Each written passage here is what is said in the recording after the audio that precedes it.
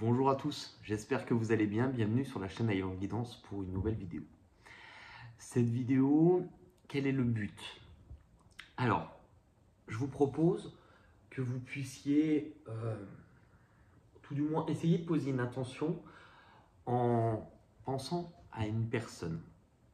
Il faudrait généralement que vous, si vous avez besoin de mettre pause et de prendre le temps de bien visualiser cette personne, de façon à pouvoir essayer d'obtenir des informations sur ce que cette personne pourrait éventuellement ressentir pour vous, mais c'est surtout le but, ce n'est pas de savoir ce que cette personne pourrait vous dire, mais c'est surtout s'il y a des non-dits, un silence, un éloignement entre vous, de savoir surtout ce que cette personne vous dirait si elle vous parlait en toute transparence, en toute honnêteté et sans faux semblant, puisque la plupart du temps, on se rend compte dans ces cas-là que s'il n'y a pas de communication ou s'il y a des difficultés justement à exprimer ce que l'on ressent, euh, le but c'est pas de savoir ce qu'on vous dirait, mais de savoir ce qu'on ressent et que cette personne justement ne vous dit pas, de façon à vous aider. Voilà, je vous propose, si vous avez besoin de mettre pause, de vous concentrer sur cette personne, de bien respirer et de vous laisser porter par cette guidance. Je vais utiliser un jeu que j'ai utilisé pour la première fois qui est l'oracle des contrats d'âme.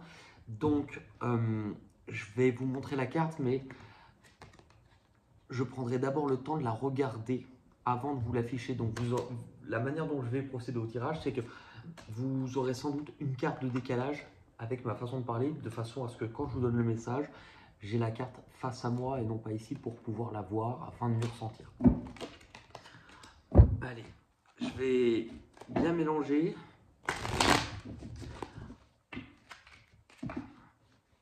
Et je vais en prendre 8. Si besoin, j'utiliserai un autre jeu que je vais d'abord mélanger aussi.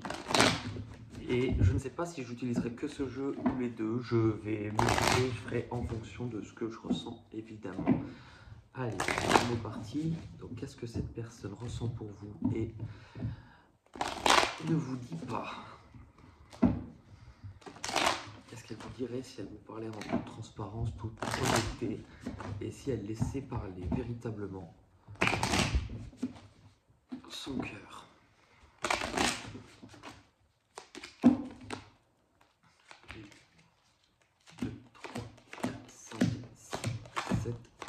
8. Donc là, j'ai les 8 cartes.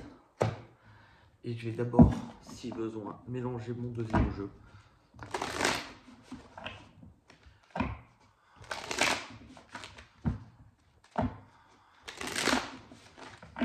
Qu'est-ce que cette personne ressent pour vous et ne vous dit pas? Qu'est-ce qu'elle vous dirait si elle parlait en toute transparence? Et si elle vous parlait à cœur ouvert? On est parti?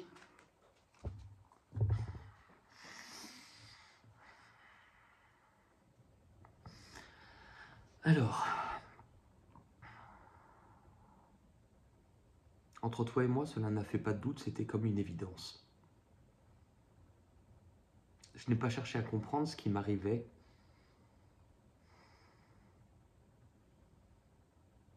J'ai juste ressenti que quelque chose était en train d'éclore en moi, que tu n'es sûrement pas arrivé par hasard, que malgré nos différences, il n'y a jamais eu de doute sur le fait qu'il se passait quelque chose. Je n'avais peut-être à l'époque jamais ressenti comme cela.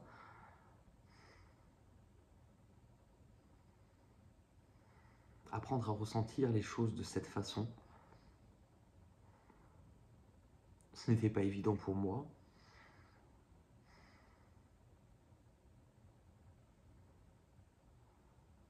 Et encore aujourd'hui, je n'ai pas tout à fait compris pourquoi j'avais vécu tout ça.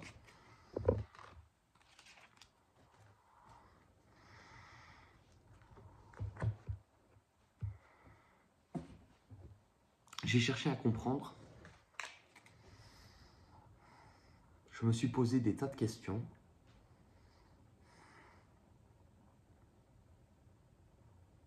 Et même si aujourd'hui, nous ne sommes plus vraiment ensemble,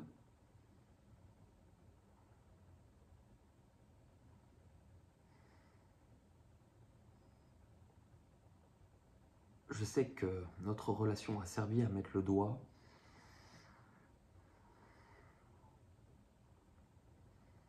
sur tout un tas de blessures qui se sont réouvertes et je n'ai encore à ce jour pas réussi à totalement refermer. C'est très difficile pour moi d'exprimer ce que je ressens.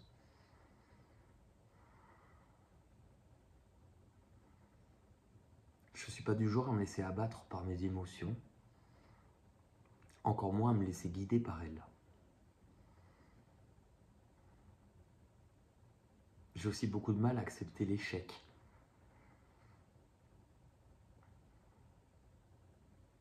Si je démarre quelque chose, c'est en espérant que cela fonctionne.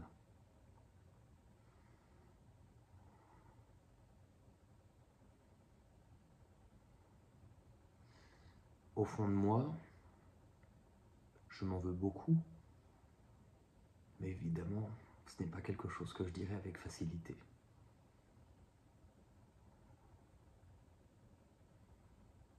Pourquoi est-ce que ça n'a pas marché? Pourquoi est-ce que j'ai pris de la distance?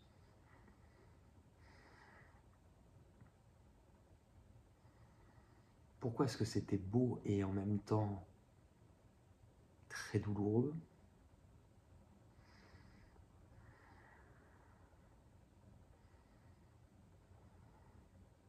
Notre relation, c'était comme vivre sur une île paradisiaque. Mais très rapidement, le volcan au sommet de cette petite île s'est mis en éruption. Et tout ce qui sommeillait en moi depuis longtemps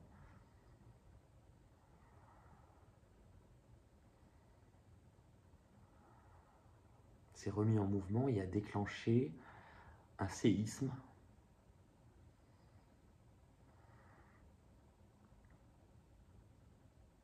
qui a alors tout détruit sur son passage.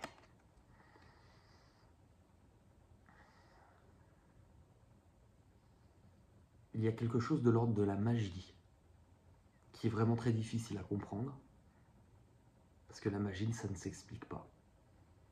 La magie, ça se vit.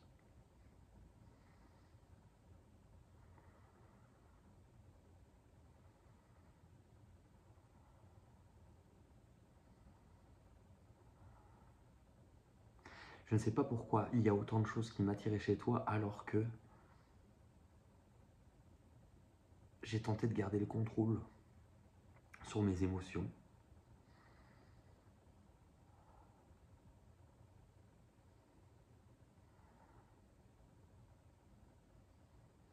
Que j'ai préféré m'éloigner pour que tu ne vois pas qu'une partie de moi a été détruite.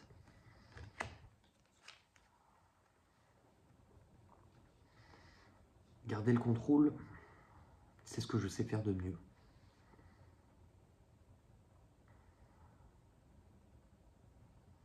C'est de cette manière que j'ai appris à rester libre.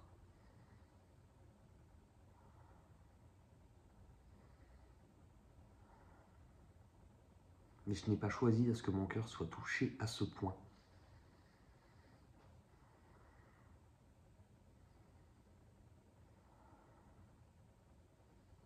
Être blessé, ça signifie être touché.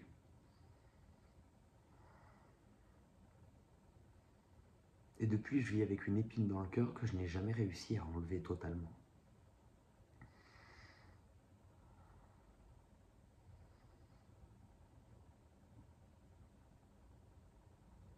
Je pensais qu'avoir le contrôle, c'était être libre.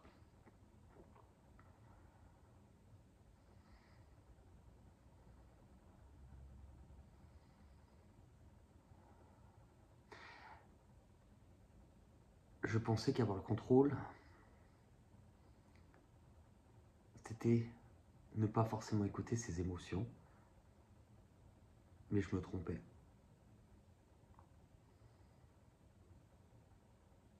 Parce que quand on se coupe de ses émotions, on se coupe aussi de ce qui bat à l'intérieur de nous. Mais je n'ai pas le choix. Je devais avancer. Est-ce qu'un jour on se retrouvera? Je n'en sais rien.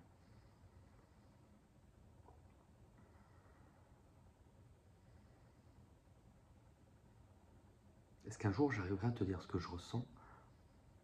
Peut-être pas.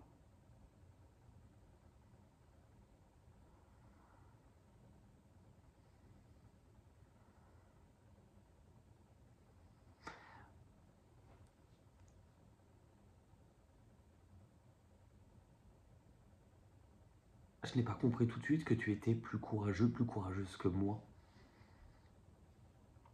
Travailler sur soi, ça demande beaucoup de boulot. Apprendre à parler avec son cœur, ça demande un travail énorme.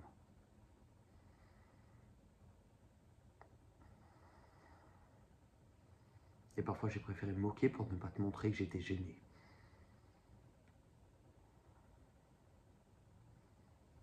Gêné parce que se montrer vulnérable, se mettre à nu comme tu le faisais,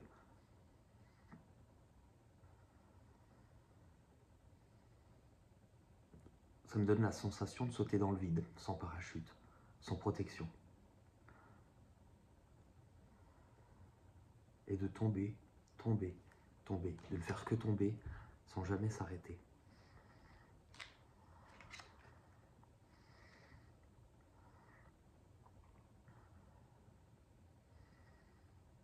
Tu m'as beaucoup appris. À tes côtés, finalement, je me sentais tout petit, comme un enfant, à qui on montre ses erreurs,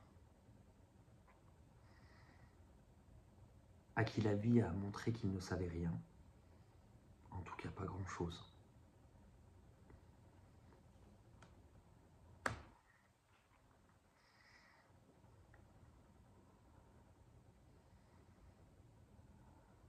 Pourquoi la chose la plus importante au monde est également la chose que l'on connaît le moins.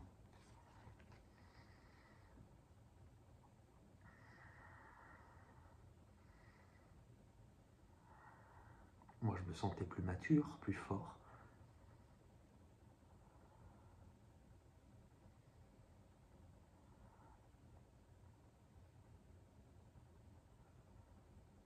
Et je me souviens de quelque chose qui me frappa en plein cœur.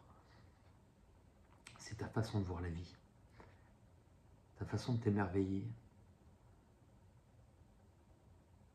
ta façon de voir les choses un petit peu à la manière d'un enfant.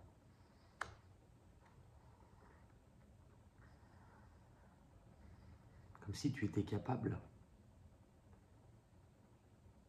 de voir finalement qu'il y avait de la magie tout autour de toi.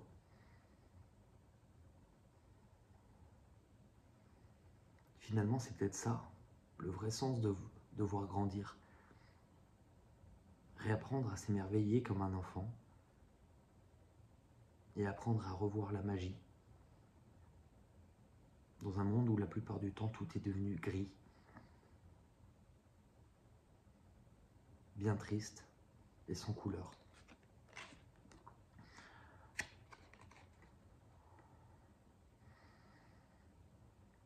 Alors je cherche peut-être à revivre cette magie.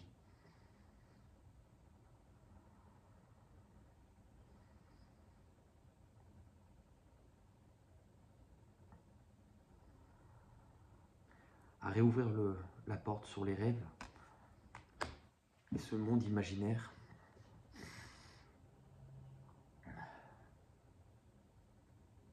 Mais actuellement, ce que je vis n'a rien de magique. C'est devenu lourd, difficile.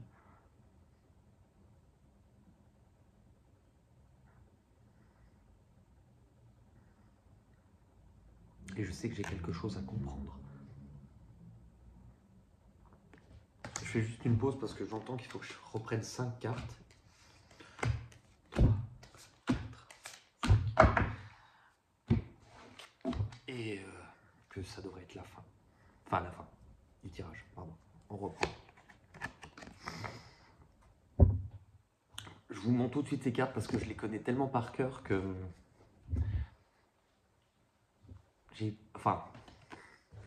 c'est une petite aparté, mais vu que c'était les premières fois, je voulais vraiment les regarder directement, pas juste à travers l'écran. Celles-ci, je les connais par cœur, donc je vois tout de suite, je sais ce que c'est.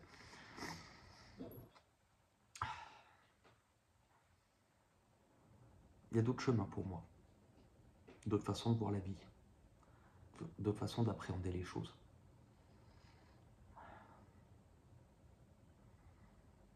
Il faudrait que je comprenne que ce que j'ai cherché depuis longtemps à éteindre, la porte que j'avais fermée doit aujourd'hui être réouverte. Parce que ça fait trop longtemps que je souffre, trop longtemps que je porte un poids. Trop longtemps qu'une partie de moi s'est arrêtée en chemin.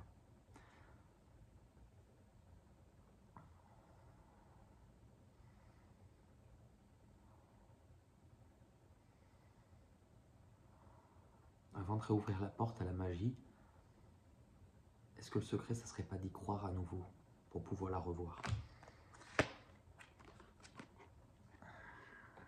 Alors le chemin est long pour retrouver de l'équilibre.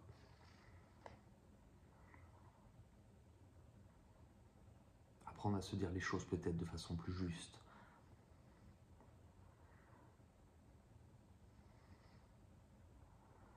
À plus se laisser emporter par le flot de ses pensées, de ses doutes,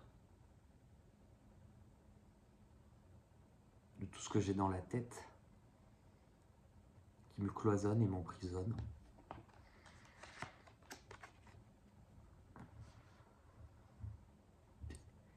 Et à trouver vraiment le sens de pourquoi. Pourquoi je vis ça? Quel est le but? Quel est le message? Qu'est-ce qu'on essaye de me dire? Finalement, quel est le sens de tout ça?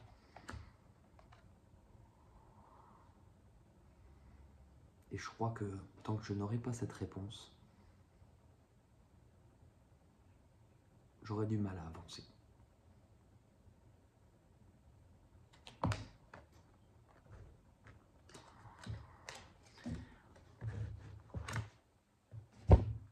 Je vais clôturer en tirant une petite carte de cet oracle-là.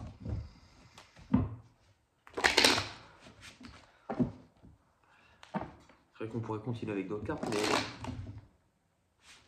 non, je pense que ce qui devait être transmis est transmis. En tout cas pour les personnes que ça concernait.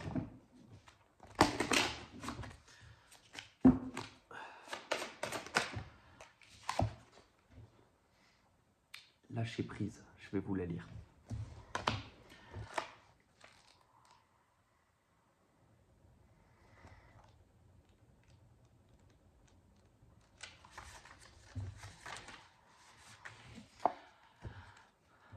Abdiquer, renoncer à tout maîtriser. Confiez-vous à l'esprit. Vous n'avez pas tout à faire vous-même. Tout est bien. Il est temps de lâcher prise et de profiter de la vie. En agissant ainsi, vous donnez la permission aux autres d'appliquer le même lâcher-prise dans leur propre vie. Il y a des moments où il est bon de garder la maîtrise de sa vie et d'autres où il est préférable de simplement lâcher prise. Il est temps de vous débarrasser de vos schémas limitatifs, de vos dépendances émotionnelles et de tout ce qui vous encombre intérieurement et extérieurement. Abdiquer ne signifie pas que vous donnez le pouvoir à une force qui vous est extérieure, mais plutôt que vous permettez à votre âme de prendre le relais. Arrêtez de stresser en voulant maîtriser les choses, en anticipant l'aboutissement d'une situation ou en attendant que les autres agissent d'une certaine façon. Du véritable lâcher-prise spirituel bienveillant. Du véritable lâcher-prise naissent la grâce et la beauté. Un soutien spirituel bienveillant vous est offert en permanence Il vous suffit d'ouvrir votre cœur pour le laisser pénétrer. Les questions à vous poser. Dois-je me libérer d'une chose en particulier? Dois-je lâcher prise à l'égard d'une personne ou d'une situation? Y a-t-il une personne qui devrait lâcher prise à mon égard? C'est drôle, en plus la bougie s'est éteinte, elle vient de s'éteindre. Donc, bah écoutez, voilà. Voilà qui je suis, voilà même si Musanus, j'ai peur, oui, c'est ma gueule, c'est mon cri, me voilà, tant pis, voilà. Bah écoutez, bah voilà, on dirait ma mère au téléphone quand elle cherche à raccrocher avec ma grand-mère et que pendant 20 minutes on l'entendait dire voilà, oui, voilà. Je crois qu'un jour, on avait dû compter, mais une trentaine de voilà avant de raccrocher. Voilà. Oui, voilà. Allez, bisous. Oui, voilà. Oui, voilà. Oui, voilà. Écoutez, voilà. Prenez soin de vous et je vous dis à très vite pour de nouvelles aventures. Bisous, bye bye.